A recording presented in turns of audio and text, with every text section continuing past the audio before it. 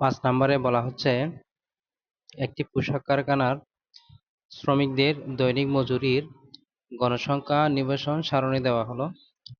তো উপাত্তের মধ্যে হচ্ছে 556 এক্স ও ওয়াই এর মান নির্ণয় করো।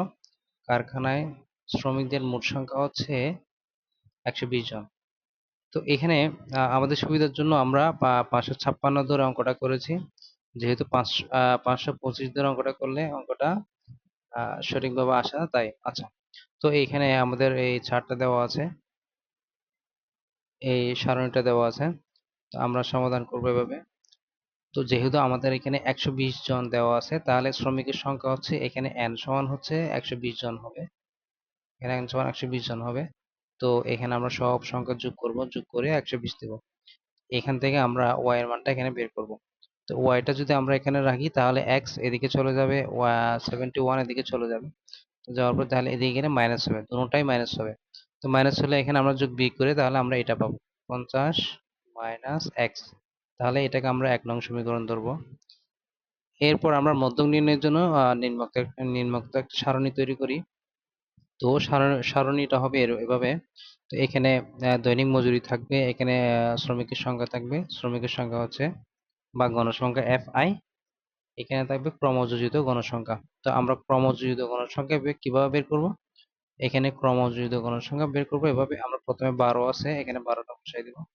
তারপর এই যে শ্রমিকের সংখ্যা 20, 20 এর সাথে এটা যোগ করব, তারপর এখানে বসাবো। তারপর x এর সাথে এটা যোগ করব, তারপর এখানে এটা বসাবো। তারপর 30 এর সাথে আমরা এটা যোগ করব, যোগ করে এখানে বসাবো। তো এইভাবে আমরা যোগ করে করে আমরা এভাবে বসালে আমরা ক্রমযোজিত গণসংখ্যা এখানে পাবো। আচ্ছা, তাহলে এখানে n সমান 120 যেটা দেওয়া আছে, আর এখানে h হবে যে 100, h হবে 100, কারণ এখানে প্রত্যেকটা পার্থক্য হচ্ছে 100 করে। যেমন 300 থেকে 400 এর মধ্যে পার্থক্য হচ্ছে 100, 400 থেকে 500 এর মধ্যে পার্থক্য হচ্ছে 100, তাহলে আমাদের h এর মান 100। তাহলে আমরা প্রত্যেকটা মান এখানে পেলাম। এরপর আমরা এখানে n সমান হবে 120, তাহলে n/2 হবে। তাহলে এই 120 কে 2 দিয়ে ভাগ করলে আমরা 60 পাবো। তাহলে এটা হবে আমাদের 60তম পদ। তো 60তম পদটা কোথায় অবস্থিত? আমরা এখানে ক্রমযোজিত গণসংখ্যার মধ্যে দেখি 60তম পদটা এখানে পাই। তো এখানে এখানে যেহেতু 62 প্লাস এক্স, তাহলে এখানে 60 ক্রস হয়ে গেছে, তাহলে এখানে 60তম পদ এখানে থাকবে না। তাহলে এখানে 32 প্লাস এক্স, এটার মধ্যে 60তম পদটা থাকবে। তাহলে আমাদের এটা শ্রেণী হচ্ছে এই যে এটা। তাহলে 500 থেকে 600 এটা আমাদের শ্রেণী ব্যাপ্তি। তো এই যে আমাদের এখানে এল এর মান হবে 500, যেহেতু শ্রেণীর নিম্নমান হচ্ছে 500। আচ্ছা, মধ্যক শ্রেণীর পূর্ববর্তী শ্রেণীর ক্রমযোজিত গণসংখ্যা এফসি, তাহলে 32। তাহলে এই যে পূর্ববর্তী হবে এটা, এই মধ্যক শ্রেণী এটা, তার পূর্ববর্তী ইয়া হবে ক্রমযোজিত গণসংখ্যা হবে এটা। আচ্ছা, এরপর মধ্যক শ্রেণীর গণসংখ্যা হচ্ছে এফ এম। তাহলে মধ্য শ্রেণী হবে এটা, এই যে 32 প্লাস এক্স, এফ এম সমান হচ্ছে 32 প্লাস এক্স। তাহলে শ্রেণী ব্যবধান হচ্ছে এইচ সমান 100। এবার আমরা মধ্যকের সূত্রটা বসাবো। এখানে মধ্যক সমান হবে L plus n/2 minus F C into H by F M. এখানে বসানোর পর আমরা মানগুলো এখানে বসাবো। তো মানগুলো বসানোর পর এখানে যোগ বিয়োগ করে আমরা এরকম একটা ফিগার আসবে। তো এই যে এখানে যেহেতু মধ্যক সমান এখানে কত দেওয়া ছিল, 556 দেওয়া ছিল, তাহলে আমরা এখানে 556 বসাবো। বসানোর পর আমরা এখান থেকে এক্স এর মান বের করব। এই যে এখানে এই হিসাবটা করে আমরা এক্স এর মান বের করব। এই যে 500 টাকা দিকে পাঠালে এখানে বিয়োগ হয়ে যাবে, 556 থেকে 500 বিয়োগ হবে, তাহলে 56 থাকবে। তারপর আমরা এটাকে আড়াআড়ি গুণ করব, যেহেতু এখানে ভাগ, তাহলে আড়াআড়ি গুণ করলে এই যে 56 সাথে এটা গুণ হয়। তারপর এদিকে 28 এদিকে এদিকে চলে আসবে। আসার পরে যে এখানে এটার সাথে এটা গুণ করব, 56 গুণ 32, 56 গুণ এক্স, তাহলে এইভাবে আসবে। তাহলে এখান থেকে আমরা এক্স এর মান বের করব। তাহলে আমাদের এক্স এর মান আসবে 18। তাহলে এই যে এক্স এর মানটা আমরা 1 নং এ বসিয়ে পাই। তাহলে এই যে আমরা এখানে 1 নং সমীকরণ ধরলাম। এখানে 1 নং সমীকরণ আমরা এখানে, এই যে আমাদের 1 নং সমীকরণ হচ্ছে এখানে।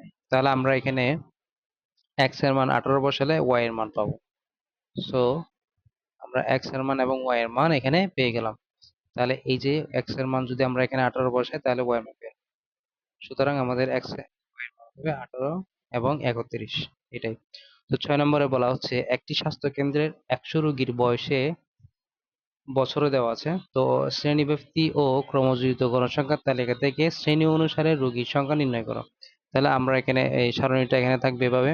তো এখানে 0 থেকে 10, এখানে বছরে দেওয়া আছে, এখানে রোগীর সংখ্যা দেওয়া নেই, এটা বের করতে হবে। তাহলে ক্রমযোজিত গণসংখ্যা হচ্ছে এগুলো। তো আমরা সারণীটা এভাবে তৈরি করি। তো এখানে এগুলো বসাবো, তারপর রোগীর সংখ্যা, তো এখানে ক্রমযোজিত গণসংখ্যা থাকবে। তাহলে আমরা এইখান থেকে জাস্ট এটা এই 5টা এখানে বসাবো, বসানোর পর উল্টা থেকে আমরা বিয়োগ করবো, এটা থেকে এটা বিয়োগ করবো, 9 থেকে 5 বিয়োগ করবো, তাহলে এখানে বসাবো। আবার 24 থেকে আমরা 9 বিয়োগ করবো, তারপর এখানে বসাবো। 41 থেকে আমরা 24 বিয়োগ করবো। এভাবে বসায় বসে আমরা এখানে রোগীর সংখ্যা আমরা বের করতে পারবো। এই যে 100 লাস্ট এসে 100 থেকে 85 বিয়োগ করবো, এখানে 15 থাকে। তো এভাবে আমরা রোগীর সংখ্যা পেয়ে যাব। এরপর অঙ্কে 7 নম্বরে বলা হচ্ছে নাগরী বাজারে 100টি দোকানে দৈনিক লাভের পরিমাণ একটি ছক দেওয়া টাকায় দেওয়া আছে। তো এখানে এই যে এটা হচ্ছে আমাদের টাকায় দেওয়া 300 থেকে 350 টাকা, আর দোকানের সংখ্যা হচ্ছে 10টি, এভাবে দেওয়া আছে সারণীটা। তো এখানে আমাদের প্রশ্ন হচ্ছে প্রদত্ত তথ্যের আলোকে ক্রমযোজিত গণসংখ্যা তৈরি করা। তাহলে আমরা কিছুক্ষণ আগে আমরা এই আগের অঙ্কে আমরা ক্রমযোজিত গণসংখ্যা বের করার সিস্টেমটা দেখেছিলাম। তো সেম একই পদ্ধতিতে আমরা এখান থেকে ক্রমযোজিত গণসংখ্যা বের করব।